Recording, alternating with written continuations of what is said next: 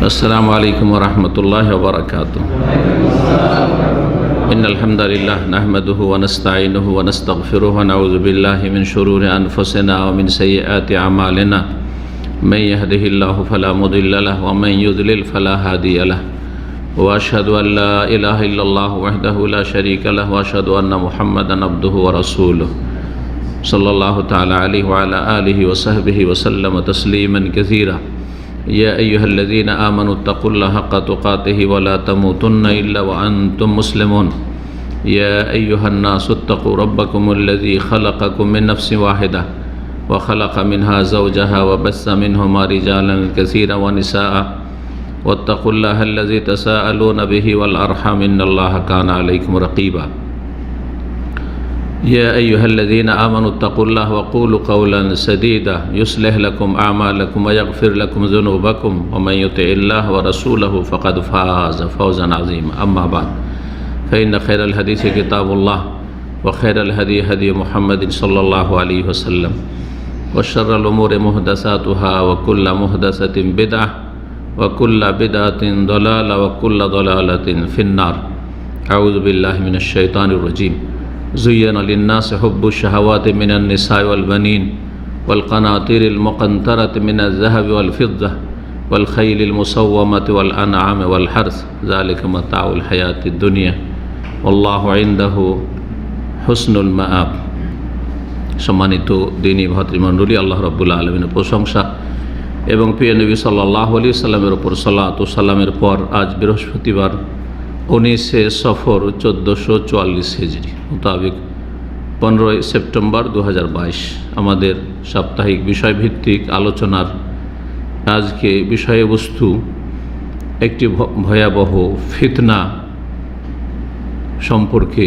যেই ফিতনা দুনিয়ার সমস্ত ফিতনার ওপর সবচেয়ে বড় ফিতনা, আর তা হচ্ছে নারীদের জন্য পুরুষের ফিতনা, পুরুষের জন্য নারী ফিতনা, যেটাকে আজকালকার ভাষায়, যদিও সেটা সীমিত অর্থে তারা বিশেষ একটি তার অবস্থাকে তারা হয়তো উদ্দেশ্য করেছে, পরকীয়া যেটিকে বলা হচ্ছে, পরকীয়ার কারণ এবং প্রতিকার। পরকীয়ার কারণ কি এবং এর সমাধান কি, যাতে করে পরকীয়া এই মানুষ নর হোক আর নারী হোক লিপ্ত না হয়, বাঁচাবার উপায় কি, যেটাকে সালাফে সালেহিন ফিতনাতুন নিসা, নারী ফিতনা বলে আখ্যায়িত করেছেন। আর শুধু নারী ফিতনা না, অনেক নারীর জন্য পুরুষ ফিতনা, যেমন নারী ফিতনা তেমন অনেক নারীদের জন্য, মহিলাদের জন্য পুরুষও হচ্ছে ফিতনা। জি, তো এই বিষয়টি নারী এবং পুরুষ, জি, তাদের একটা সীমানা আল্লাহ নির্ধারণ করেছেন, জীবনযাপনের, চলাফেরার, যোগাযোগ রাখার, সম্পর্ক রাখার। সেটা যখনই অতিক্রম করবে তখনই বিশৃঙ্খলা সৃষ্টি হবে, তখনই অপরাধ হবে, তখনই অশ্লীলতা ছড়াবে সমাজে, পরিবারে। আল্লাহ রাব্বুল আলামিন হেফাজত করুন। জ্ঞানী মানুষরা সকলে এই বিষয়টি উপলব্ধি করছেন যে পৃথিবীতে যত রকমের ফিতনা রয়েছে, এই সমস্ত ফিতনার মধ্যে সবচেয়ে বড় ফিতনা হচ্ছে নারী পুরুষের ফিতনা। পয়সারও ফিতনা আছে, ক্ষমতারও ফিতনা আছে, বিভিন্ন রকম ফিতনা আছে, কিন্তু সবচেয়ে বড় ফিতনা মানুষের জন্য, অনেক ভালো মানুষদের জন্য, সালেহীন নেক লোকদের জন্য, সহি আকীদা, 5 ওয়াক্ত সালাত পড়ে, ফরজ ওয়াজিব সব ঠিক আছে, হ্যাঁ, অনেকেই নফলও অগ্রগামী, তাহাজ্জুদও পড়ে, কিন্তু অনেক সময় নারী ফিতনা থেকে বাঁচতে পারে না, অথবা নারী পুরুষের ফিতনা থেকে বাঁচতে পারে না। আজকাল শোনা যাচ্ছে দিনী ভাই দিনী বোনের নামে, এরা কিন্তু বেদিন নয়, নাস্তিক পরিবারের নয় বা নাস্তিক নয়, দিনী ভাই দিনী বোনের নামে। তার মানে এরা, এই যে পরিভাষাটা এসছে, নিশ্চয়ই অনেকটা সহি আকীদার দিকে এগিয়ে এসছে। তারা কোরআন সুন্নাহর আকীদা, তাওহীদ সুন্নাত বুঝতে পেরেছে, ইলম চর্চা করে, কিন্তু দিনী ভাইদের সাথে দিনী বোনদের ফিতনা, দিনী বোনদের, দিনী ভাইদের সাথে ফিতনা। জি, এই রকমের ফিতনাগুলি ব্যাপক আকার ধারণ করতে যাচ্ছে, আর সেখানে এক সময় গিয়ে আর নিজেকে কন্ট্রোলে রাখতে না পেরে হারামে চলে যাচ্ছে। এই সম্পর্কগুলি হারামের দিকে গড়িয়ে যাচ্ছে। আল্লাহ রাব্বুল আলামিন আমাদের হেফাজত করুন। সূরা আলে ইমরানের আয়াত নম্বর 14-তে আল্লাহ রাব্বুল আলামিন বেশ কিছু মানুষের মনের চাহিদার বিষয়, মানুষের মনে যেসব বিষয়গুলির বা বস্তুগুলির চাহিদা থাকে মানুষ হিসাবে, এগুলি বর্ণনা করেছেন। আর এগুলি বর্ণনা করতে প্রথম যে বিষয়টি বর্ণনা করেছে সেটি হচ্ছে নারী জাতি। পয়সার কথা আগে বলেননি, ক্ষমতার কথা আগে বলেননি, হ্যাঁ, আর জীবনযাপনের যে বিভিন্ন আপনার সুখের দিক, সুখের সামগ্রী রয়েছে, সাজসজ্জা রয়েছে, সেগুলির কথা বলেননি আগে, পরে বলেছেন।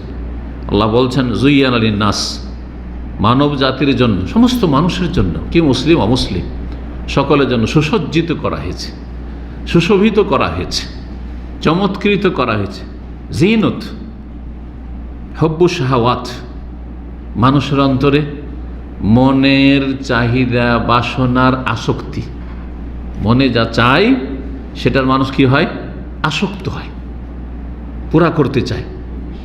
শাহাওয়াত প্রবৃত্তি, প্রবৃত্তি মানে হচ্ছে সহজ ভাষায় মনের চাহিদা, যে মনের চাহিদা সবাই পুরা করতে পাগল। প্রথম মনের চাহিদা হচ্ছে যার আসক্ত এই মানব জাতি, নর এবং নারী, মিনান নিসা, প্রথম পুরুষদের জন্য নারী, পুরুষের জন্য নারী, এটি হচ্ছে মানুষের মনের প্রথম চাহিদা, যেটা সুসজ্জিত করা হয়েছে। আল্লাহ বলছেন সেটাকে জিনত, জুইয়ানা, সুসজ্জিত করা হয়েছে।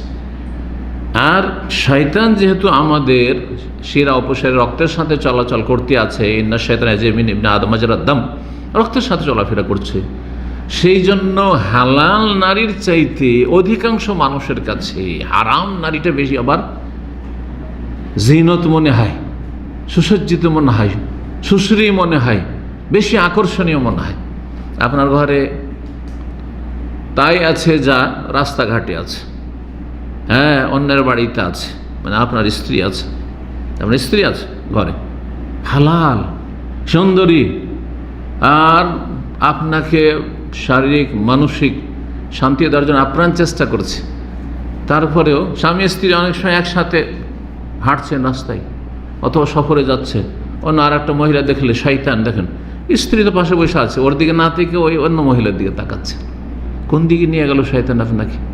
অথচ আপনার পাশে বসে আছে আপনার স্ত্রী, আপনার সাথে আছে, হাত ধরিয়ে আছে, হয়তো এদিকে হাত ধরে আছে, ওইদিকে তাকাচ্ছে। জি, এগুলো অনুভব করছেন ভালো করে, অধিকাংশ মানুষের অবস্থা এরকম। জি, ইল্লা আমার রাহিমাল্লাহ। তো নারী পুরুষদের জন্য বড় ফিতনা। সুতরাং এই ফিতনা ছাড়া আবার মানুষ বেঁচে থাকতে পারে না। হ্যাঁ, আর মানুষের যে বৈধ পাক পবিত্র প্রজন্ম থাকতে পারে না।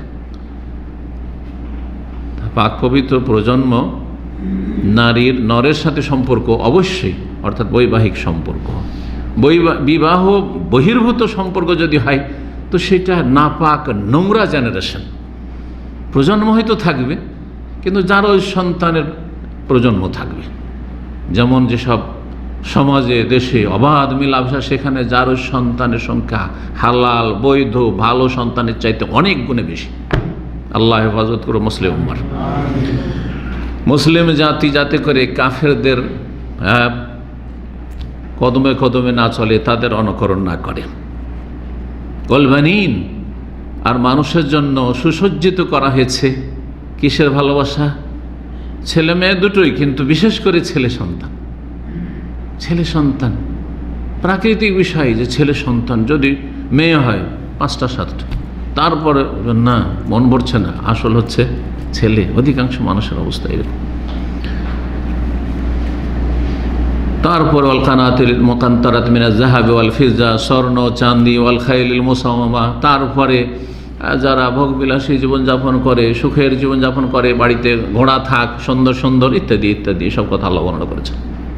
তো লানাম, গবাদি পশু, হ্যাঁ, গরুর পাল, তো উটের পাল, তো ছাগলের পাল, মেষের পাল, ওয়াল হার্স, জমি জায়গা, কার কত জমি জায়গা আছে, কার কোথায় জমি জায়গা আছে, এগুলো মানুষের কি মনের চাহিদা এবং এইসব আসক্তি মানুষের অন্তরে রয়েছে। এটা হচ্ছে মানুষের প্রকৃতি। কিন্তু প্রথম কি?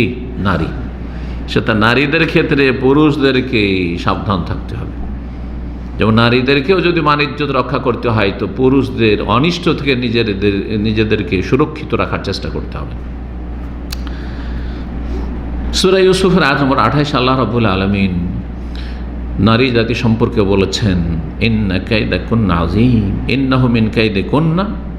ইউসুফ আলাইহিস সালামের কাহিনী বর্ণনা করতে গিয়ে ইন্না কাইদাকুন্না আযীম, নিশ্চয়ই নারী জাতির ছলনা বড়ই মারাত্মক।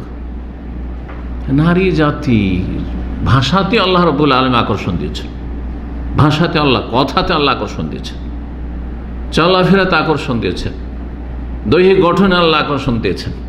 এখন আপনি যদি তাদের সাথে কথা বলতে যান বেশি, প্রয়োজনের বেশি, তাদের দিকে তাকাতে যান বেশি, তাদের সাথে যোগাযোগ করতে যান বেশি, তাহলেই তখন আছাড় খেয়ে পড়বেন, পদস্খলন ঘটবে। সতর্ক, সাবধান। তাদের ছলনা, চক্রান্ত মারাত্মক, কঠিন, আযীম আল্লাহ বলছেন।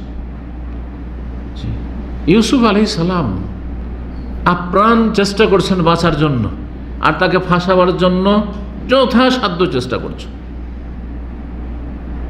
সুবহানাল্লাহ, অত সহজ। চিন্তা করেন, আপনি যদি ওই জায়গায় থাকতেন তো কি অবস্থাটা আপনার হইত। আল্লাহ রাব্বুল আলামিন যদি তৌফিক দেন তাহলে মানুষ বাঁচতে পারে। ভালো ভালো মানুষ এই জন্য নারী ফিতনা থেকে মুক্ত থাকতে পারে না। এদিকে দেখা যাচ্ছে মাশাআল্লাহ রূপ চেহারা তো ইসলামিক, আর খুব ভালো ভালো কথা, আর মাশাআল্লাহ লেখাপড়াতেও ভালো, ইত্যাদি ইত্যাদি, ইসলাম চর্চা করছে। আকীদার ক্ষেত্রে এবার কাউকে ছাড় দিতে রাজি না, ইবাদত বন্দেগীর ক্ষেত্রে মাশাআল্লাহ কঠোর পরিশ্রমী, কিন্তু এদিকে কোন নারীর ফিতনায় পড়ে গেছে। ইন্না কাইদাকুন্না আযীম। ইমাম হাসান বসরি রহমতুল্লাহ আলাইহি বলছেন যে আগের আয়াতটি বলেন সূরা আলে ইমরান, যুইয়া লিন্নাস, মানব জাতির জন্য সুসজ্জিত করা হয়েছে। তো নারী জাতিকে সুসজ্জিত করা হয়েছে পুরুষদের জন্য।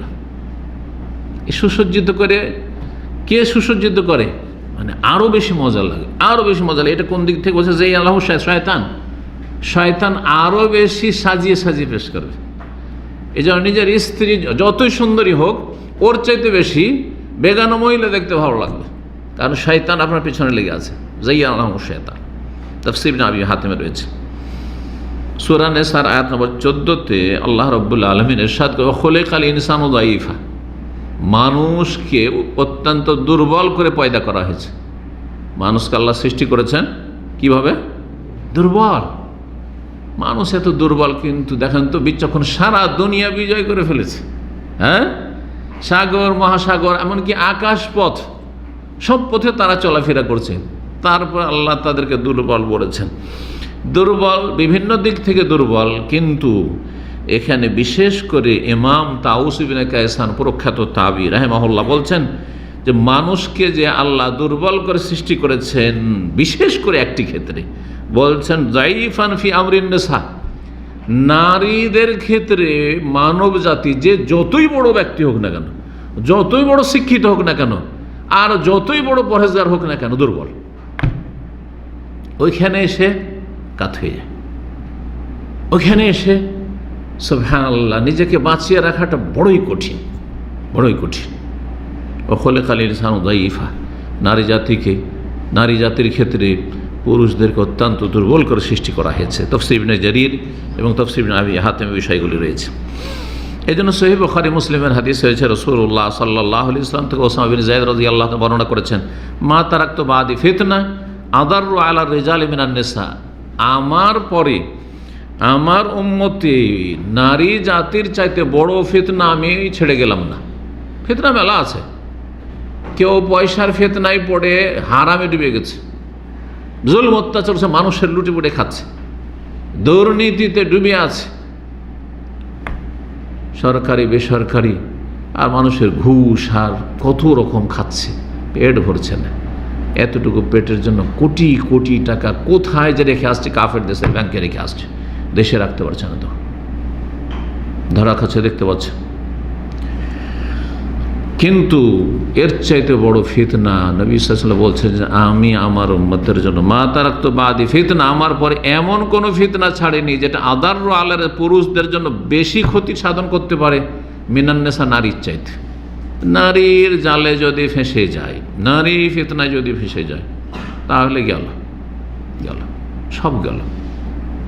ভালো ভালো স্কুল কলেজের ছেলেরা, মাদ্রাসার ছেলেরা নারী ফিতনা পড়ে ভালো রেজাল্ট তাদের, গোটা মাদ্রাসায় ফার্স্ট বয়, গোটা স্কুল কলেজ ইউনিভার্সিটিতে ফার্স্ট বয়, জীবনের সমস্ত টার্গেট বাপ মায়ের সব চুরমার হয়ে যায়, তার নিজেরও টার্গেট আর কিছু থাকে না, নারী ফিতনে পড়ে।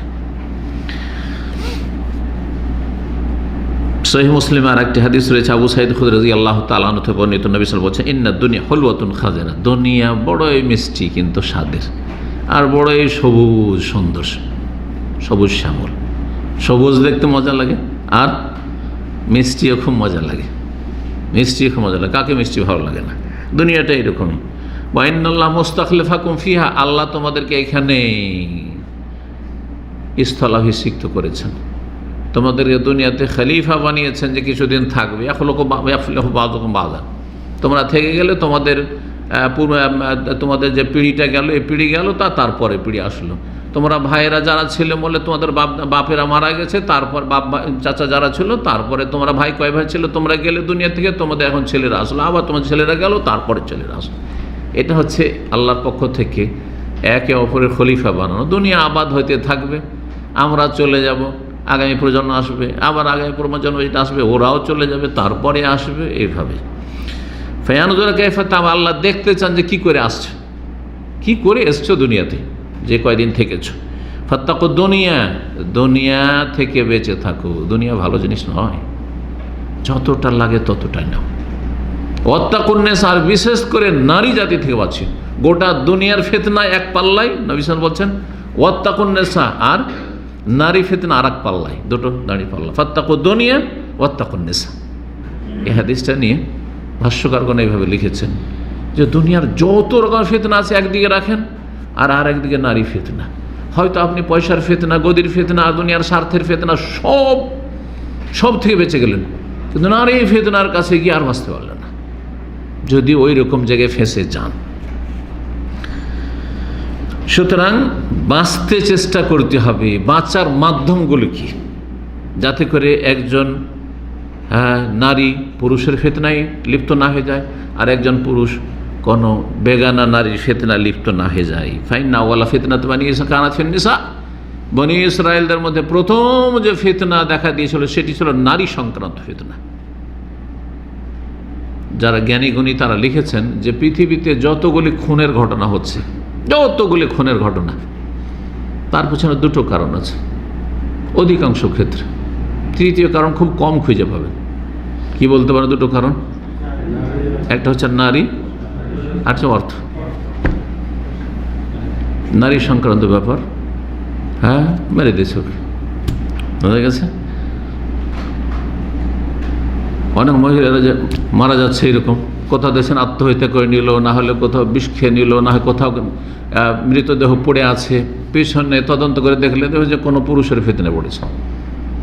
যখন দেখেছে যে বেঁচে থাকলে তো আমার মান সম্মান যাবে, ভোগ করে নিয়েছে আর গলাটা টিপে মেরে দিয়েছে, মেরে দিয়ে ফাঁসিতে ঝুলিয়ে দিয়েছে বিভিন্নভাবে আর কি।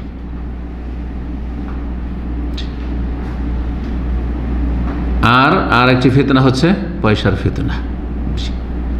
পয়সার ফিতনা, পয়সার লেনদেন ছিল, যার ফলে দেবী না, ঠিক আছে তোকে আর রাখবোই না, পয়সা নিয়ে কি ওর বইটা কি তোর জীবনটাই রাখবো না। আল্লাহ হেফাজত করুন আমাদের। না আমরা কারো উপরে জুলুম করি, না আমাদের উপরে কেউ জুলুম করতে পারে, না জালেম হবেন না মজলুম হবেন আল্লাহর কাছে। আল্লাহ আমাকে জালেমের দলেও সামিল করিও না, আর মজলুমও করিও না, কেউ যেন আমার উপরে জুলুম করতে সক্ষম না হয়।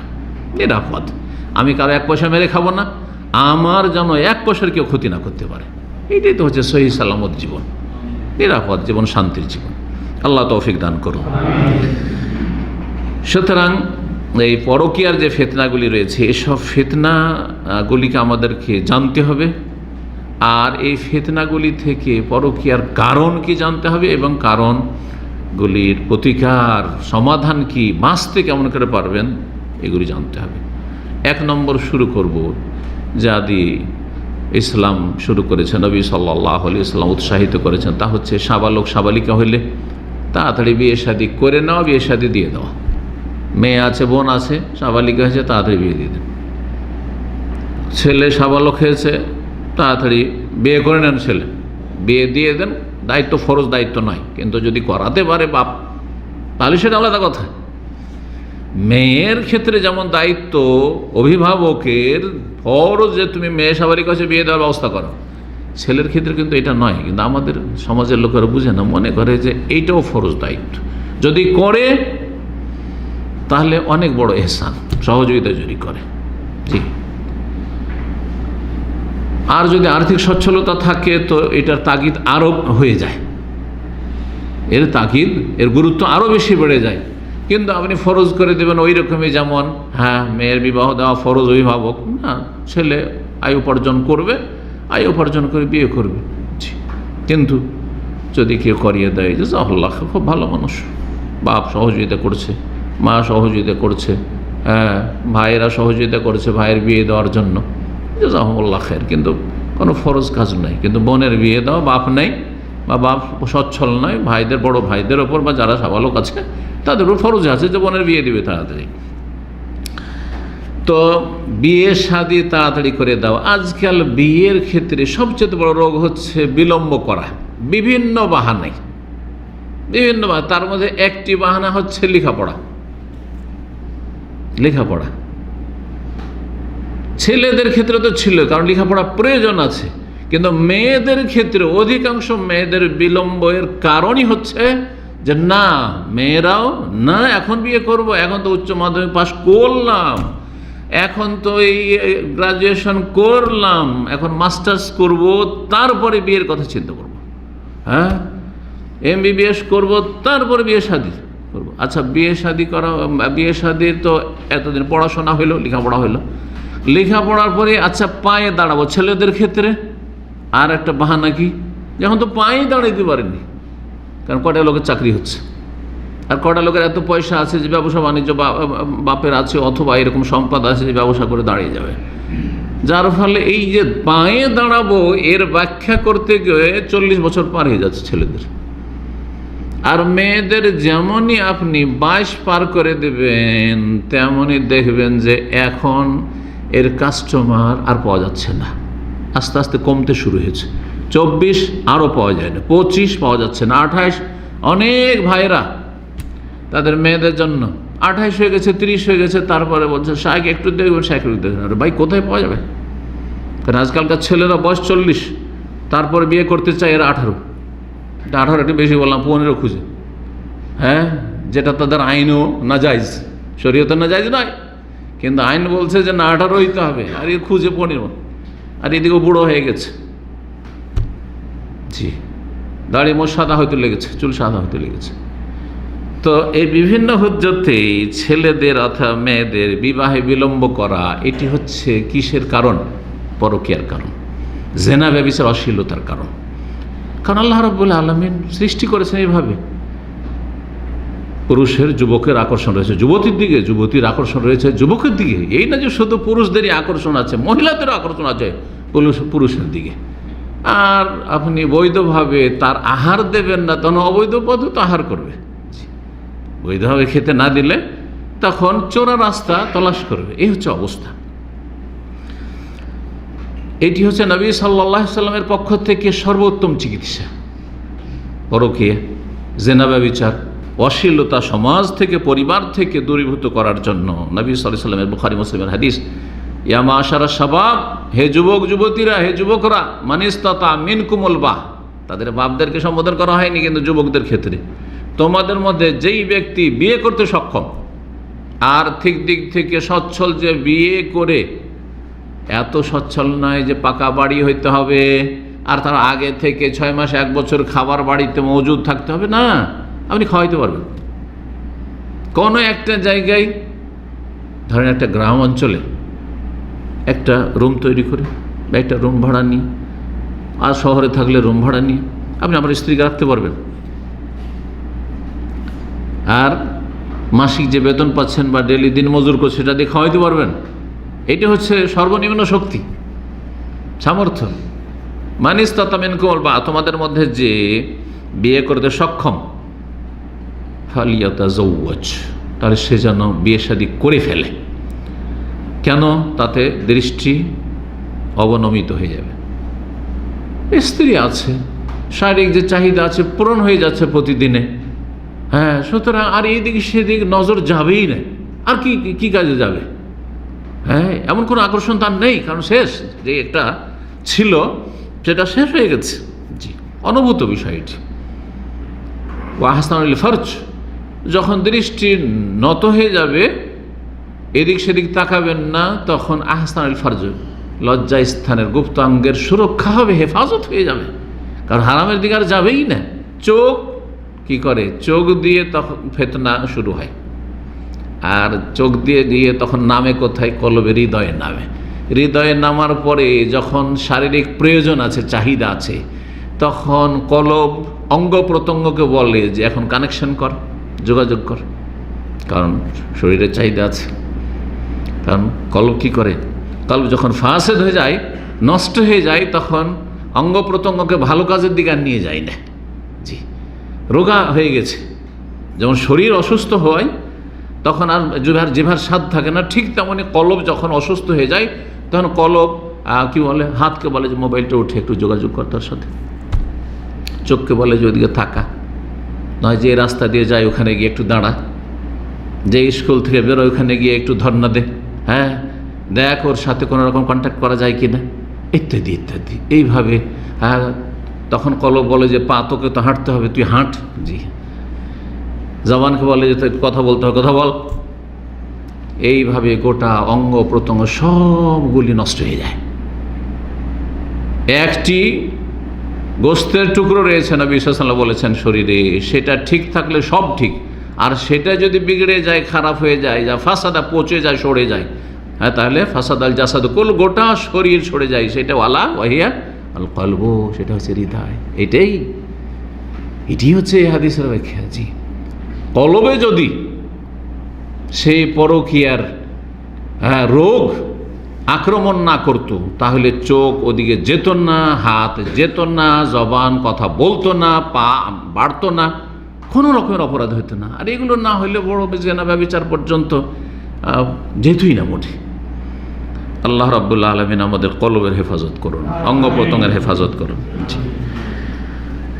আর যদি কেউ না করতে পারে, অমাল্লাম ইয়াস্তাতে, বিয়ে না করতে পারে, এমন অভাব কেউ মেয়ে দেবে না, এই অবস্থায় বিয়ে করতে পারবে না, খাওয়াতে পারবে না, বাসা দিতে পারবেন না, তাহলে সমাধান কি? ফালাইবে সম, রোজা রাখো, সিয়াম পালন করো। ফাইন্নাহুল ওয়াজা, এতে হবে কি? এবাদত, একটা এবাদতের চেতনা, এটা আপনাকে গুনাহ থেকে উল্টো দিকে নেকির দিকে নিয়ে যাবে। নেকির অবস্থায় আছেন, সারাদিনটা আপনি বেশি বেশি রোজা রাখছেন, সিয়াম পালন করছেন।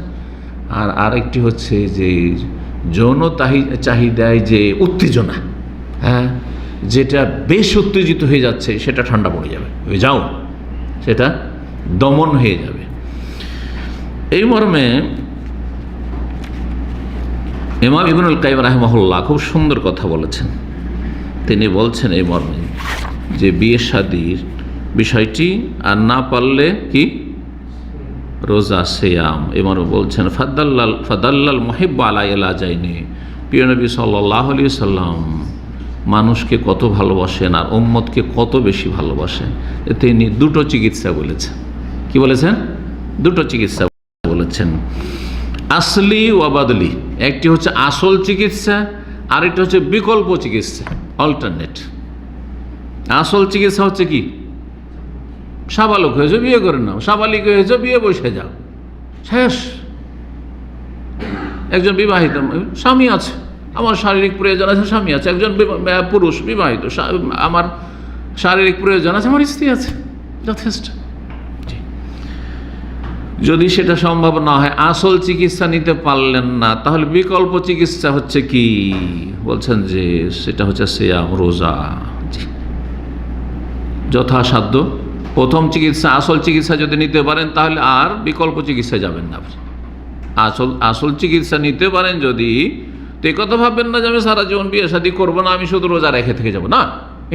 এটা 2 নম্বর চিকিৎসা, না পাওয়ার অবস্থায় চিকিৎসা এটি।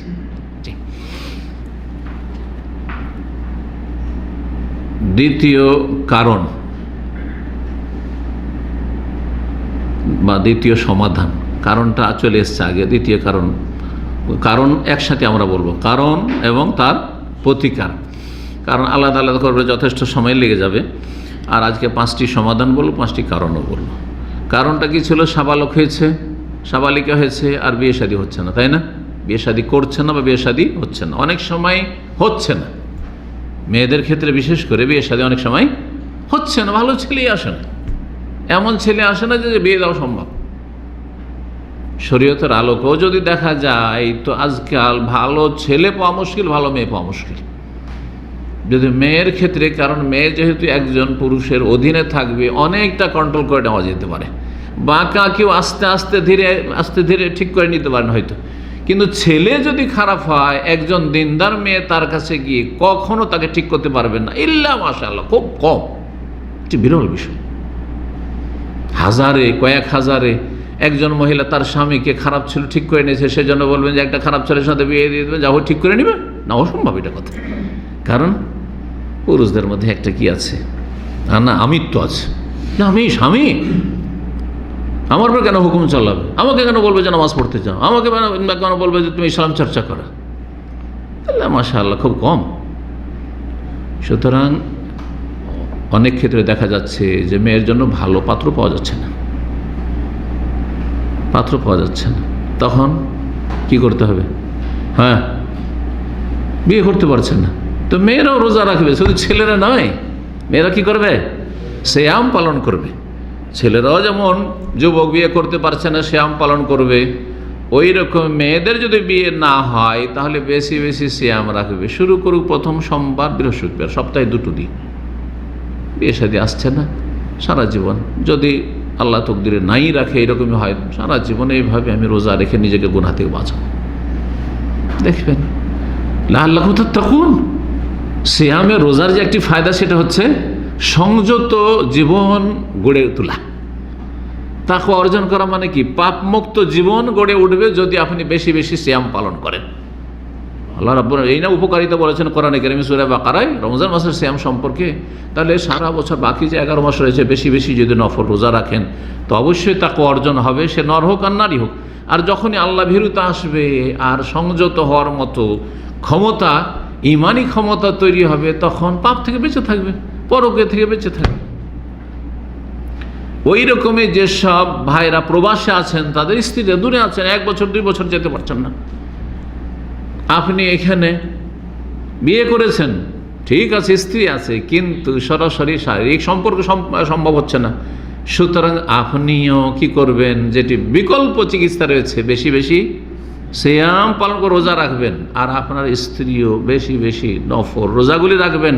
লাআল্লাকুম তাত্তাকুন, সংযত হইতে পারবে, পাপমুক্ত থাকতে পারবে, হ্যাঁ, পরকীয়া ফিতনা থেকে বেঁচে থাকতে পারবে। তো দ্বিতীয় যে চিকিৎসাটি, সেটি হচ্ছে বিয়ের ক্ষেত্রে বিয়ে হচ্ছে না বা বিয়ে বিলম্ব হচ্ছে, বিয়ে করার সামর্থ্য নেই, তো রোজা, এই রোজার মাধ্যমে পরকীয়া থেকে, জেনা ব্যভিচার থেকে পুরুষও বাঁচতে পারে আর নারীও বাঁচতে পারে। আর এই দিকেই ইঙ্গিত করেছেন বা এই দিক নির্দেশনা দিয়েছেন সেই হাদিসটিতে, যে হাদিসটি একটু বললাম, আমাল্লাম ইয়াস্তাতে ফালি বিসম, যে বিয়ে শাদী করতে পারবে না বা বিয়ে হচ্ছে না, সে যেন কি করে? রোজা রাখে, সিয়াম পালন করে, তাতেই সংযত থাকবে নিজের অঙ্গ প্রত্যঙ্গ, এবং যৌন চাহিদা যে রয়েছে সেটাও সংযত থাকবে। আল্লাহ রাব্বুল আলামিন যেন গুনাহ থেকে আমাদের সকলকে বাঁচিয়ে রাখেন।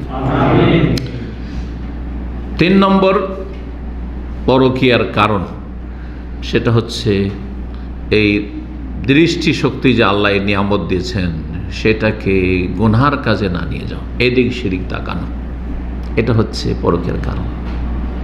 শুরু থেকে, প্রথম থেকে রাস্তায় চলছেন, যেখানে থাকেন, স্কুলে পড়েন, কলেজ, ইউনিভার্সিটিতে যেখানে থাকেন,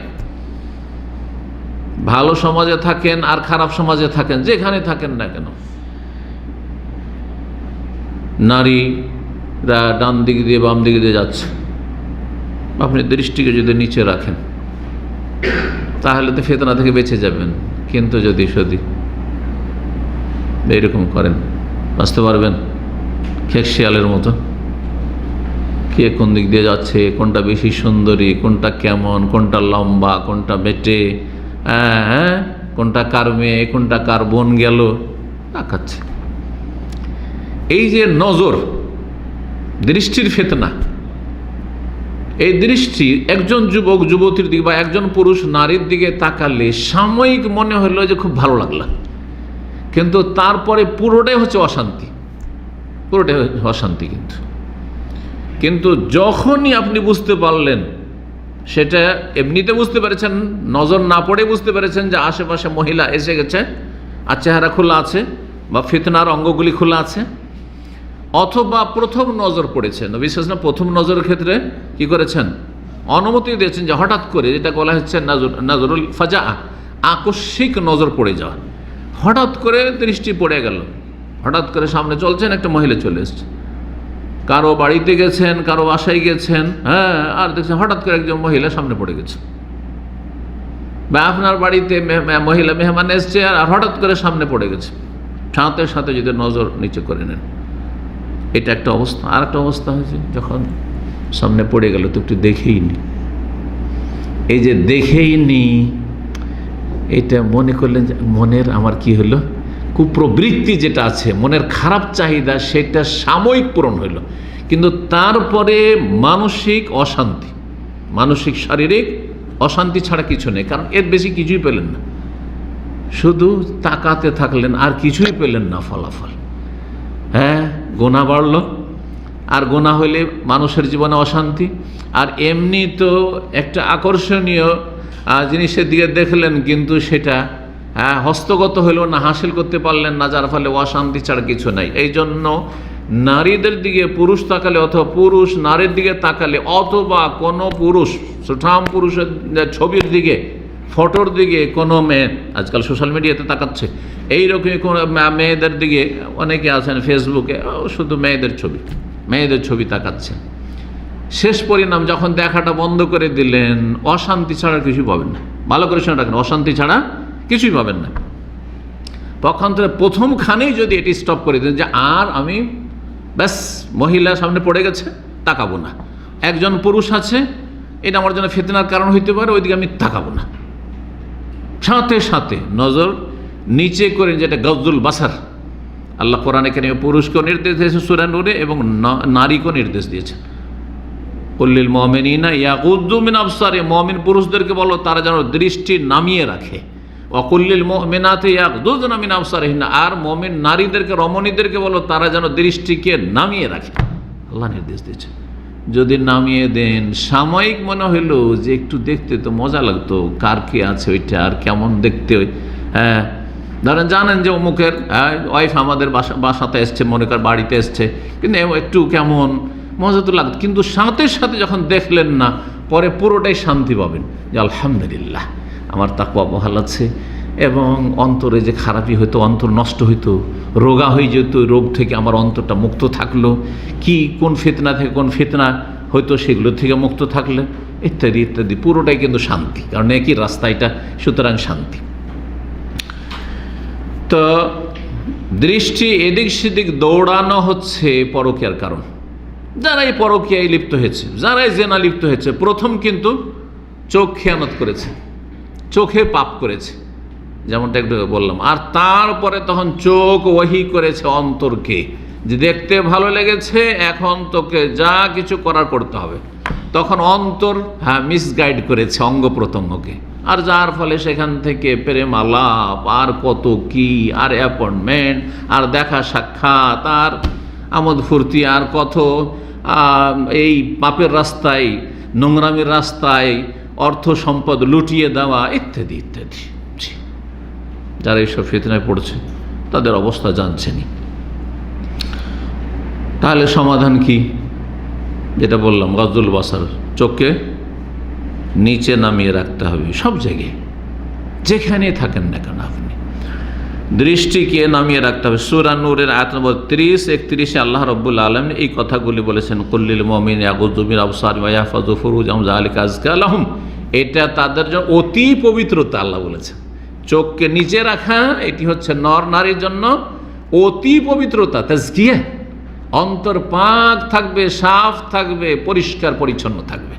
পক্ষান্তরে যখন তাকাতে যাবেন তখন অন্তর নোংরা নাপাক হয়ে যাবে। নবী সাল্লাল্লাহু আলাইহি ওয়াসাল্লামকে জিজ্ঞেস করেন জরির বিন আব্দুল্লাহ সাহাবী রাদিয়াল্লাহু তাআলা আনহু, সাআলতু রাসূলুল্লাহ আন নাযরিল ফাজাহ, আকস্মিক কার ওপর নজর পড়ে যাওয়া। রাস্তা দিয়ে হাঁটছি, হঠাৎ করে বা বাড়ি থেকে বেরিয়েছি, হঠাৎ করে এক মহিলার উপর নজর পড়ে গেল। কারো বাড়িতে যাচ্ছি আর হঠাৎ করে মহিলা হয়তো গেটে চলে এসছে, মনে করছে হয়তো আমার স্বামী এসছে অথবা আমার ছেলে এসছে, হঠাৎ করে দরজা খুলে দিতে পারে। আজকাল না হয় দরজা হলে, একসময় দরজাও ছিল না হয়তো। হ্যাঁ, অনেক গ্রাম অঞ্চলে অনেক জায়গায় নেই, রাস্তাঘাটে যেখানে সেখানে মহিলা চলাফেরা করছে। আমাদের দেশে অনেক দিনদার পরিবার, দিনদার সমাজ, তারপরে মনে করে গ্রামের লোকের জন্য কিসের পর্দা? জানেন না এটা ভালো করে জানা আছে। তাহলে গ্রামের লোকের কিসের পর্দা? তো আমাদের গ্রামের ছেলে, কথা বোঝা গেছে? নিজের বংশের লোকের কাছে আবার কিসের পর্দা? এটা তো আমার মামাতো ভাই, খালাতো ভাই, এটা তো আমাদের বংশের। হ্যাঁ, আউযুবিল্লাহ। ইসলাম সম্পর্কে এত অজ্ঞ আমাদের মুসলিম সমাজ যে গ্রামের লোকের কাছে কোনো পর্দা নেই। দাড়ি থাকলে পর্দা, যদি দাড়িওয়ালা লোক সামনে পড়ে যায় তখন মহিলারা বুঝতে পারে যে হ্যাঁ রে, এটা একটা পুরুষ আছে রে পুরুষ আছে, সুতরাং সাবধান, এটা আমাদের জাতি নয়। কিন্তু দাড়ি মুন্ডা যদি থাকে তো মনে করে আমাদের স্বজাতি আছে, মনে হয় এটাও নারী আছে হয়তো। সেই জন্য তাদেরকে দেখে বেশি লজ্জা লাগে না, তেমন বেশি লজ্জা লাগে না, কষ্ট পাবেন না, কিন্তু হাকিকতে আসল সত্য। জি, ফেরিওয়ালা গ্রামে গ্রামে ফেরি করে বেড়াচ্ছে, দাড়ি নেই একাকার হিসাব। হ্যাঁ, কিন্তু দাড়িওয়ালা হুজুরকে যদি দেখলে, হ্যাঁ, সেজন্য আমাদের এলাকায় এক মুন্সি ছিল, আমাদের দাদা আমলের মুন্সি, খুব মশহুর মুন্সি। হ্যাঁ, তো আগের যুগের মুন্সিরা কিন্তু আওয়াজ করে বেড়াইতো, জানেন কি না? মুন্সিরা আওয়াজ করে বেড়াইতো। যে মেহেরুল্লাহ মুন্সি পাবনার ছিল, মেহেরুল্লাহ মুন্সি, এই যে আল্লাহুম্মা সাল্লি আলা সাইয়্যিদিনা মাওলানা মুহাম্মদ, এটা মেহেরুল্লাহ মুন্সির তৈরি করা। তখনকার মুন্সিরাও মেলা পড়া হইতো। তো এই বেদাত যে চালু করেছে ওই পাবনার মেহেরুল্লাহ মুন্সি। তো সেই মুন্সি গ্রাম দিয়ে হাঁটে আর দেখে যে ফেরিওয়ালাকে তো চারিদিক থেকে গোটা গ্রামের মহিলারা ঘিরে নিয়েছে আর সবাই তার কাছ থেকে খরিদ করছে। আর যেমনই এই মুন্সিকে দেখে তখন পাছা ঘুরিয়ে দেয়। তখন মুন্সিদের ভাষায় কিন্তু লজ্জা টজ্জা নেই আবার। আর বক্তা হইলে তো বেশিরভাগ বক্তা তো লজ্জা, একদম নির্লজ্জ, তো লজ্জা টজ্জা নেই। রাগ করবে না যে বক্তারা, কিন্তু আসলে বক্তা যদি আসলে মার্কেটের বক্তা হইতো, আমাদের মতো না, মার্কেটে কাস্টমার বেশি, 50,000 60,000 দিচ্ছে, এইরকম যদি বক্তা হইতে হয় তাহলে বেহায়া হইতে হবে। যত বেহায়া তত বেশি বক্তা হইতে পারবে, কারণ যে কোনো কথা বকে দিতে হবে। বক্তা মানে কি? যে কোনো কথা যে বকতে পারে, বলতে পারে, সে হচ্ছে বক্তা। এলেম থাকা শর্ত নাই। এই জন্য আমাদের সমাজের যারা বক্তা তাদের এলেম কালাম বেশি কিছু নেই, তো ওরা শুধু বকতে পারে, সেজন্য বক্তা। আমাদের অঞ্চলে বকাব কাকে বলে? বক মানে বকা দেওয়া নয়, আর একটা হচ্ছে বেশি কথা বলা লোককে হচ্ছে বেশি বক বক করছে, কথা বোঝা গেছে না? তো যে যত বেশি বক বক করতে পারে সে হচ্ছে বক্তা। তো সে বলছে যে আচ্ছা, ওই মহিলাদেরকে বলছে, ওই ফেরিওয়ালার কাছে দেখলো যে গোলে ঘেরে আছে সবাই আর ওকে দিয়ে পাজা ঘুরিয়ে দেয় শুধু। তো বলছে আচ্ছা, সবার জন্য সামনে দিক আর আমার জন্য পেছন দিক নাকি? কথা বুঝতে পেরেছেন? এই হইল আমাদের দেশের পর্দা, যে ধার্মিক লোকদেরকে দেখলেই শুধু পাছাটা ঘুরিয়ে দিল, মুখটা ঘুরিয়ে দিল, আর না হলে এইভাবে ঢেকে নিল, ব্যাস। এটার না পর্দা নেই। পর্দা কলবের পর্দা হইতে হবে, তারপরে গোটা শরীরের পর্দা হইতে হবে। আচ্ছা, আর একটা পর্দা শোনেন, মানে এগুলো হচ্ছে অসম্পূর্ণ পর্দা। পর্দা নিয়ে আলোচনা করলে এগুলো বলা দরকার ছিল, কিন্তু আনুষঙ্গিক কথা বা প্রাসঙ্গিক কথা বলে নেওয়া ভালো। আর এক রকমের পর্দা আছে, বাইরে গেলে পর্দা, ভিতরে গর্দা। ভিতরে গর্দা মানে ময়লা আবর্জনা তো ভরা বাড়িতে। এর মানে কি? বাইরে গেলে বোরখা পরে যাচ্ছে, কথা বুঝতে পারছেন? আর বাড়ির ভিতরে যারা ঢুকে, মামাতো ভাই, খালাতো ভাই, দুলা ভাই, তারপরে দেবর, হ্যাঁ, এসবের ক্ষেত্রে বাড়িতে ঢুকে গেলে কিসের পর্দা? খালাতো ভাইয়ের সাথে গল্প করছে, দুলা ভাইয়ের সাথে ঘন্টার পর ঘন্টা গল্প করছে, দুলা ভাইকে খাবার দিয়ে আসছে, খাওয়াচ্ছে, বসে বসে খাওয়াচ্ছে, কিন্তু ওই মহিলা, ওই মেয়ে যখন বাইরে বেরোচ্ছে তখন বোরখা পরে। তো এটা হচ্ছে অসম্পূর্ণ পর্দা। বাইরে তো পর্দা আছে, কিন্তু ভিতরে, বাড়ির ভিতরে পর্দা নেই। এবার পর্দাটা বুঝতে পেরেছেন? অন্তরে পর্দা হইতে হবে, অন্তর যাতে করে ফিতনার দিকে না যায়, পরকীয়ার দিকে না। এটা হচ্ছে অন্তরের পর্দা। তারপরে বাইরে গেলে ঢিলা ঢালা পোশাকে গোটা শরীর ঢেকে যেতে হবে, এটা হচ্ছে বাইরের পর্দা। বাড়িতে থাকলে বেগানা পুরুষ বাড়ির ভিতরে ঢুকবে না, আর ঢুকলে মহিলাদেরকে বলে তো মেয়েদেরকে তোমরা রুমে রুমে ঢুকে যাও, কারণ একজন বাইরের মেহমানকে একটু ভিতরে বিশেষ কাজে অথবা খাওয়াবার জন্য নিয়ে আসছি, নাহলে বাইরে থেকে খাওয়িয়ে বিদায় করে দেন। কথা বোঝা গেছে না? জি হ্যাঁ। কিন্তু এইরকম পর্দা, যে বাড়ির ভিতরে পর্দা আছে, বাইরেও পর্দা আছে, কলবেরও পর্দা আছে, এই তিনটে যদি থাকে তাহলে জিনা, ব্যভিচার, পরকীয়া হওয়ার প্রশ্নই উঠে না। কোত্থেকে হবে? কলবের পর্দা আছে, ও টেলিফোন উঠবেই না বেগানা পুরুষকে টেলিফোন করার জন্য মহিলার, হ্যাঁ। আর পুরুষেরও কলব, আল্লাহর ভয় আছে। কলবের পর্দা হচ্ছে আল্লাহর ভয়, ভীতি, তাকওয়া। সুতরাং ওই দিকে মন যাবেই না। আমার প্রয়োজন আছে, বিয়ে করে নেব, আমার স্বামী যথেষ্ট আমার জন্য, একজন মহিলার জন্য। জি, আল্লাহ বুঝার তৌফিক দান করুন। দিনকে যদি এভাবে বুঝি আর যদি আমরা আসলে পরিবারের বাস্তবায়ন করি, তাহলে এই সমস্ত ফিতনা থেকে নিজেদেরকে বাঁচিয়ে রাখতে পারবেন এবং নিজের পরিবারে যেসব ছেলেমেয়েরা, যুবক যুবতী রয়েছে তাদেরকে বাঁচাতে পারবেন। আল্লাহ আমাদের সকলের জন্য সহজ করুন এবং তৌফিক দান করুন। জারির বিন আব্দুল্লাহ জিজ্ঞাসা করেছেন, আকস্মিক নজর পড়ে যাওয়া সম্পর্কে, হঠাৎ করে যদি কোনো মহিলার নজর পড়ে যায় তাহলে কি হবে? বললেন যে কি করব? তো বলছে আমারানি আনাসরেফা বাসারি, আমাকে নির্দেশ দিলেন যে যখনই নজরটা পড়ে যাবে সাথে সাথে চট করে নজরটা ফিরিয়ে নাও। পড়ে গেছে, তাকাইতে থাকিও না, কি করো? সাথে সাথে নজরটাকে অন্যদিকে ফিরিয়ে নাও, ব্যাস। জি হ্যাঁ। আর প্রথমবার যে নজরটা হঠাৎ করে পড়ে গেছে, সাথে সাথে যদি ফিরিয়ে নাও, আর দেখেও নিয়েছো, ও তো গুনাহ হবে না। যাকে দেখেছো তারও গুনাহ হবে না, কারণ সেও ইচ্ছা করে সামনে আসেনি, সে যদি ইচ্ছা করে না আসে। আর তুমি যে অনিচ্ছাকৃত দেখেছো, আকস্মিক নজর পড়েছে, তাতে তোমারও গুনাহ হবে না। লা তুতবিউ নাজরাতা নাজরাতা, একটা নজর পড়ে গেছে, দ্বিতীয়বার আর নজর দিও না। যখন দেখেই নিলাম সামনে পড়ে গেছে, একটু সুন্দর করে দেখেই নি, না, খবরদার না।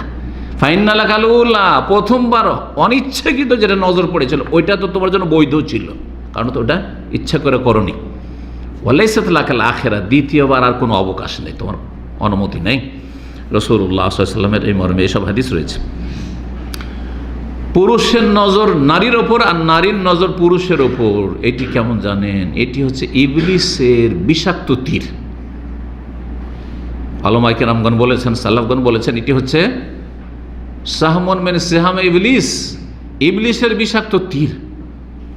তীর ছুঁড়লে আর যদি নিশানাকে লেগে যায় তাহলে কি হবে? তীর অবশ্যই ছেদ করবে, শিকার করে ফেলবে। করবে না? করবে না। তো নজর হচ্ছে কি? তীর। কার তীর?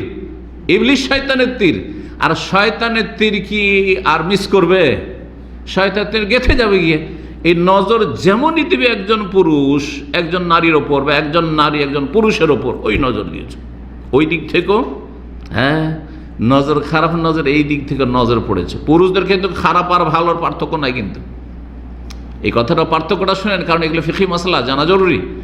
পুরুষের ক্ষেত্রে এই পার্থক্য নয় যে আমি নজর দেখেছি কিন্তু ভালো নিয়তে দেখেছি, হ্যাঁ, আর ও যে দেখেছে ও খারাপ নিয়তে দেখেছে, এটা চলবে?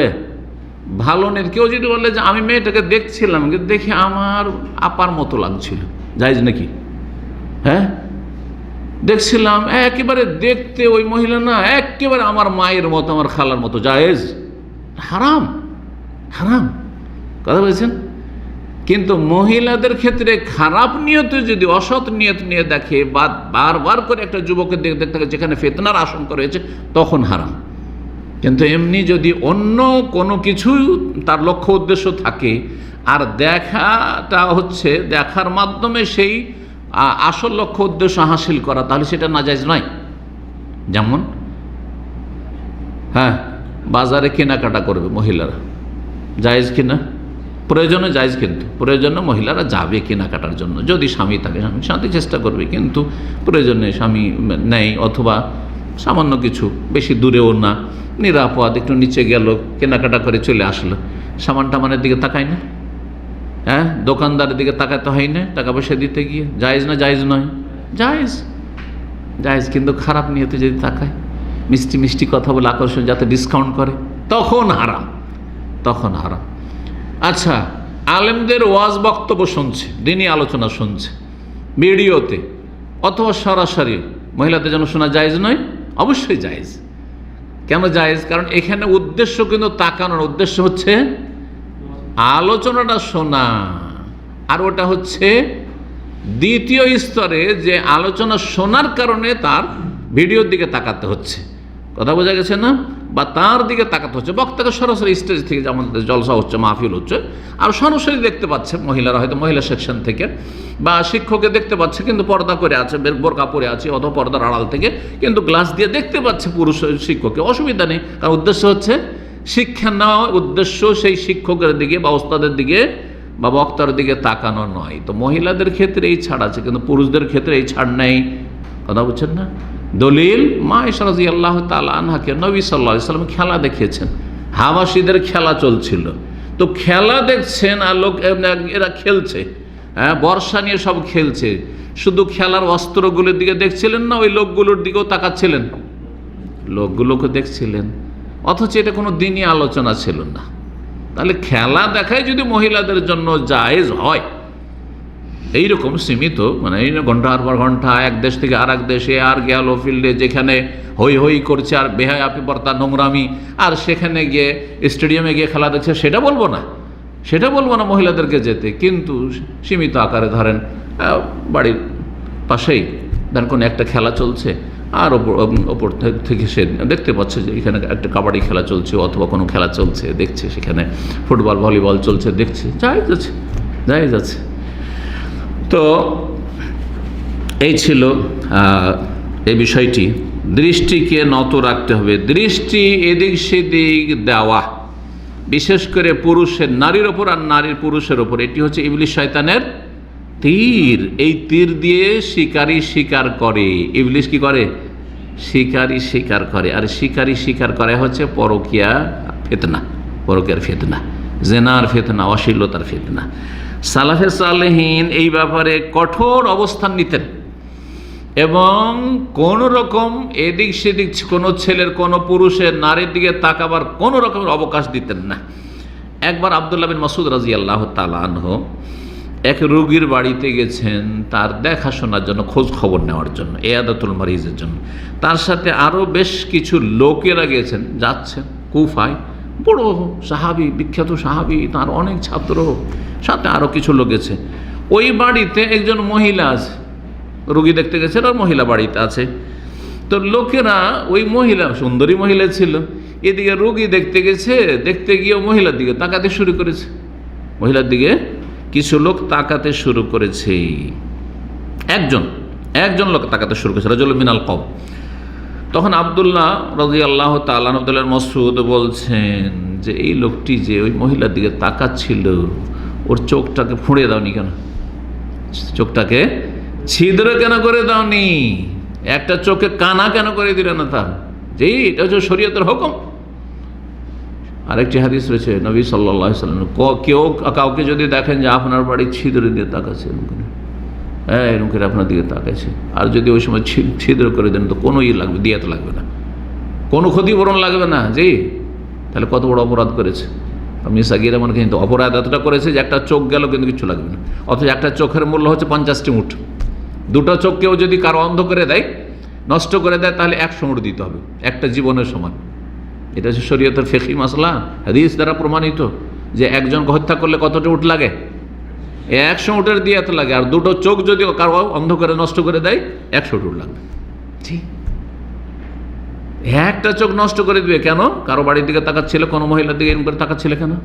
তাহলে এটাকে এত হালকা মনে করে করবেন না, কারণ এটা হচ্ছে ওই যে ইবলিস শয়তানের তীর।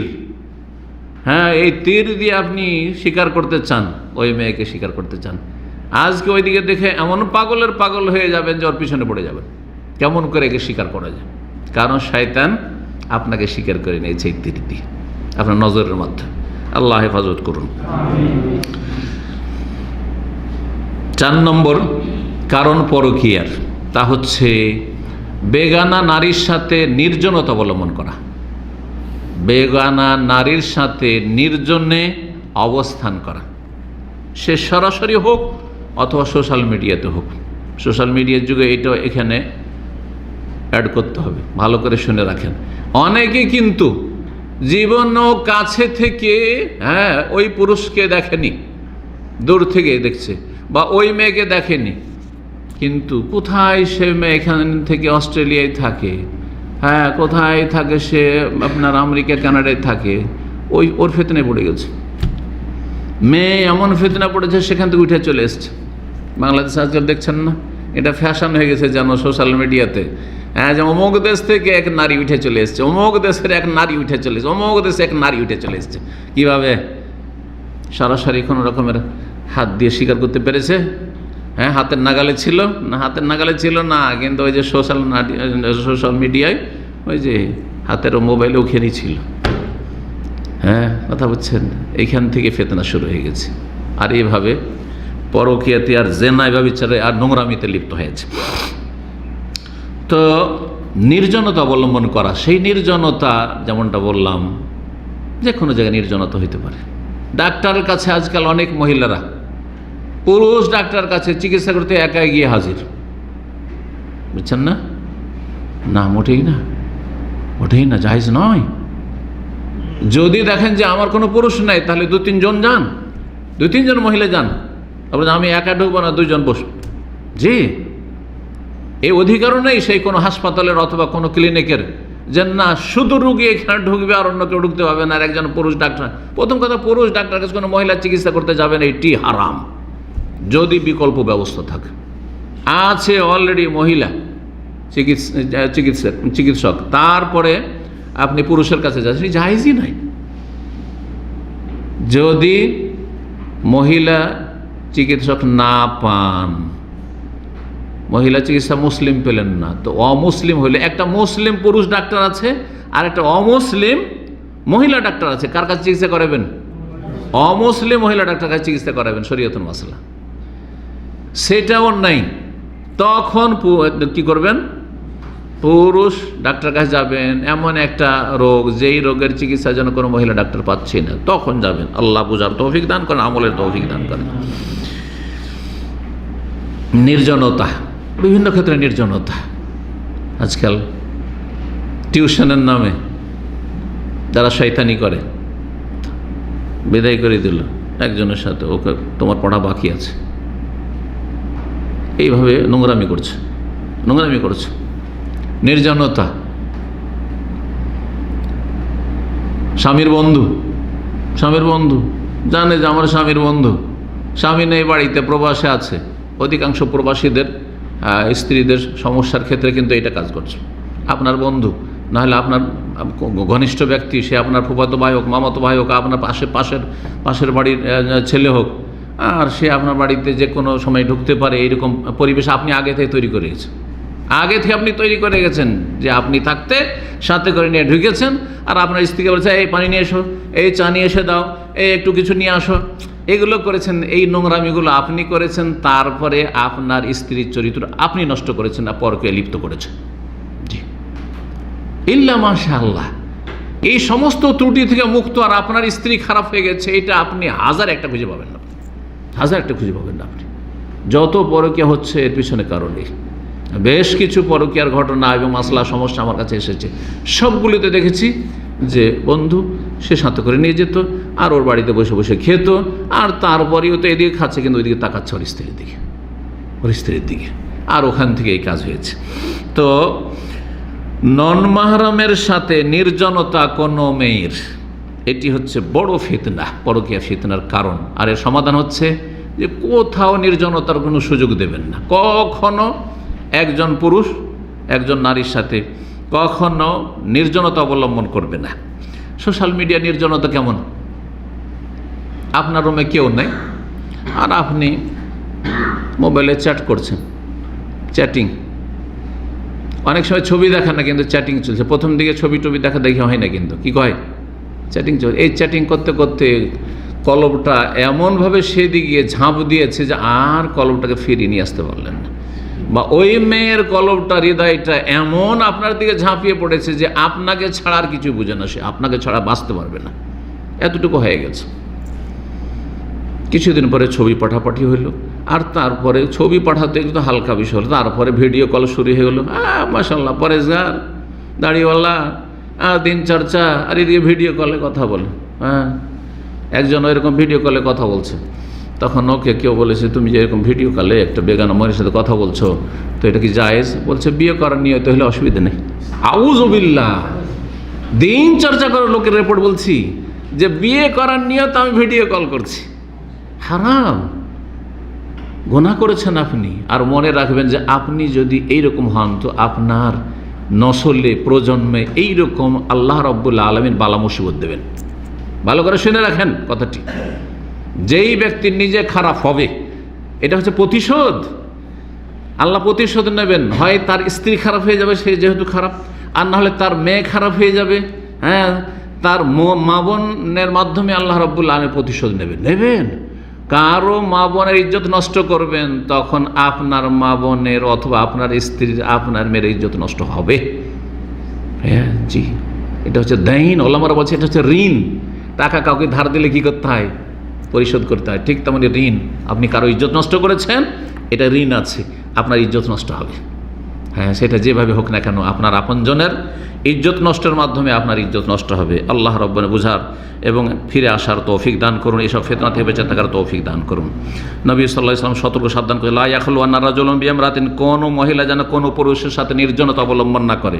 নির্জনতা অবলম্বন না করে, নির্জনে কখনো নির্জনে যাবেন না আপনি, কখনো না। যদি যায় তাহলে কি হয়ে যাবে? অন্য রিওয়ায়েতে রয়েছে, এই রিওয়ায়েতটি রয়েছে বুখারীতে এবং মুসলিমে রয়েছে, যে কোনো পুরুষ কোনো নারীর সাথে একাকিত্বে যাবে না। একাকি, একা একা কথা বলছেন, চ্যাটিং তার অন্তর্ভুক্ত। এইসবে যাবেন না, না সোশ্যাল মিডিয়াতে, না সরাসরি। আর আরেকটি রিওয়ায়াত তিরমিজিতে রয়েছে, মুসনাদ আহমদে রয়েছে, সনদ সহিহ, লা ইয়াখলুওয়ান্না রাজুলুন বিইমরাতিন, কোনো পুরুষ কোনো নারীর সাথে যদি নির্জনে যায়, তাহলে ইল্লা কানা সালিসুহু শায়তান, 3 নম্বরে গিয়ে থাকে শয়তান এসে শরীক হয়ে যায়। আর মেয়েটিকে বলে যে এই সুযোগের সুযোগ কেউ জানতে পারবে না, আর ছেলেটিকে বলে যে তুই আর কত ধৈর্য ধারণ করবি, এই সুযোগ আর কি আসবে, সবসময় এরকম সুযোগ আসে। এদিকে পালপিটিশন শুরু হয়ে গেছে, দিল দুইজনকে ফাঁসি, আর তারপরে চলে গেল। শয়তান করে ওকফর ফালাম্মা কাফারা কালা ইন্নী বারিউম মিনকা, আল্লাহ কোন বলছে, পাপে ডুবিয়ে দিল, আর তার বলে যে আমার কি সে সম্পর্কে জবরদস্তি করেছি, জবরদস্তি করেছি তোরাকে ধরে। জি, আল্লাহ হেফাজত করুন। এই জন্য কাছের যারা নন মাহরাম মহিলা বা নন মাহরাম পুরুষ, তাদের থেকে আরো সতর্ক সাবধান থাকতে হবে। এই জন্য দেবরের ক্ষেত্রে, কারণ দেবর ভাইয়ের বাড়ি, ও তো গায়ের জোরে আসবে। আরে ভাইয়ের বাড়ি যাব, তা আবার অনুমতি মানে, আর ভাবি যদি ঢুকতে দিবে না মানে, ওর বাপের বাড়ি, এটা আমার ভাইয়ের বাড়ি আছে না নেই? সেই জন্য আরও বেশি সতর্ক করেছেন। শুধু দেবর বলে কেন সতর্ক করলেন? এই জন্য, কারণ দেবর দুলাভাইয়ের চাইতে বেশি ভেত না, কেন দুলাভাইও তো অত সাহস করবে না, যদি আজকাল দুলাভাইদের অভিমান আরও বেশি। আর তারপর এদিকে শাশুড়িকে শ্বশুরকে ঠিক রেখেছে, আপনার বৌমা আমার সাথে কথা বলে না, আপনার বৌমা আমার সামনে আসে না। হরি বাবরে, কঠিন ব্যাপার, সবার অপরাধ যেন বাঙালি সমাজে। আল্লাহ হেফাজত করে সব থেকে, আল্লাহ হেফাজত করুন। জি, 5 নম্বর, আর সেটা দিয়ে শেষ করছি, সময় বেশি হয়ে যাচ্ছে। সেটি হচ্ছে যে অনেক মহিলা করে কি, মহিলাদের সাথে মিশে, আর তারপরে স্বামীর কাছে গিয়ে বলে যে অমুকের স্ত্রীর সাথে দেখা হইলো বা অমুক ভাবির সাথে দেখা হইলো। তখন এই পুরুষ বলে, দেখতে কেমন? বলছে এইরকম সাদা তো কালো, ও চুলগুলো কি যে লম্বা, সুন্দর চুল, আর ইত্যাদি ইত্যাদি, আর কত কি সব বয়ান করে। যখন এইসব বয়ান করে, তখন শয়তান বলে যে তোর স্ত্রীর চাইতে তো অনেক ভালো রে। এইসব শুনতে শুনতে স্ত্রীকে বাদ দিয়ে ওর সাথে ফেঁসে গেল। আর ফাঁসার মূল কারণ হচ্ছে ওই যে প্রথম তার স্ত্রী খারাপ করেছে, তার অন্তরকে খারাপ করেছে। এই জন্য নবী সাল্লাল্লাহু আলাইহি ওয়াসাল্লাম বলেছেন, লা তুবাশিরুল মারআতাল মারআতা, কোনো মহিলা কোনো মহিলার সাথে একটু খোলামেলা বসা করবে না। মুবাশারা মানে হচ্ছে খোলামেলা বসা। মহিলার সামনে খোলামেলা বসে, মাথায় কাপড় নেই, গায়ে হাতেও অনেক সময় কাপড় নেই, হয়তো ওড়না নেই, হ্যাঁ, বডির গঠন যেইভাবে একজন মহিলা আরেকজন মহিলার সামনে খোলাখুলি বসছে, মাহারামের সামনেও হয়তো বাপ ভাইয়ের সামনে ওইভাবে বসবেন না। তো এরকম বসলো, আর তার ফাতান আতো আহলে যাও যাহা, তারপর স্বামীর কাছে গিয়ে বলছে, আরে আমি তো অত দূর নিচে নেমে বলতে পারছি না। শরীরের ওইসব আকর্ষণীয় স্থানের গঠন যদি গিয়ে স্বামীকে বলে, আর ওর যে না ধরেন খুব মোটা অথবা ইত্যাদি বা বিভিন্ন ফিতনার দিক যেগুলো, অঙ্গ প্রত্যঙ্গ কে কেমন, কার স্ত্রী কেমন ইত্যাদি যদি স্বামীর সামনে গিয়ে বয়ান করে, এটাও পরকীয়ার কারণ হতে পারে। জি হ্যাঁ, ফাতানা তাহলে স্বামীর কাছে গিয়ে বয়ান করা শুরু করলো যে অমুক স্ত্রী ওই রকম, অমুকের বহিন ওই রকম, অমুকের মা এরকম। কান না হই আনজর এলাহি, এই অপরাধ যদি করে তাহলে ওর স্বামী যার সামনে ওই স্ত্রী গিয়ে বয়ান করছে সে যেন তাকে দেখছে। দেখার গুনাহ যেটা, সেটা ওই যে বয়ানটা শুনলো, তার শারীরিক গঠন অবয়বের কথা শুনলো, সে যেন দেখে ফেললো, তাকে দেখার গুনাহ করলো। সহিহ বুখারীর হাদিস। আল্লাহ রাব্বুল আলামিন নারী ফিতনা থেকে পুরুষদেরকে যেন বাঁচিয়ে রাখেন, আর পুরুষের ফিতনা থেকে নারীদেরকে আল্লাহ বাঁচিয়ে রাখেন। আর পরকীয়া যে আজকাল মহামারীর আকার ধারণ করেছে, আল্লাহ রাব্বুল আলামিন এটা থেকে মুসলিম উম্মাহকে যেন রক্ষা করেন, আর মুসলিম উম্মাহ নারীদের পুরুষদেরকে আল্লাহ রাব্বুল আলামিন যেন দ্বীন ইসলামের দিকে ফিরিয়ে নিয়ে আসেন, তাদের ঈমানকে যেন মজবুত করে দেন। ওয়া সাল্লাল্লাহু সাল্লাম আলা নবিয়িনা মুহাম্মদ ওয়া আলা আলিহি ওয়া সাহবিহি আজমাইন।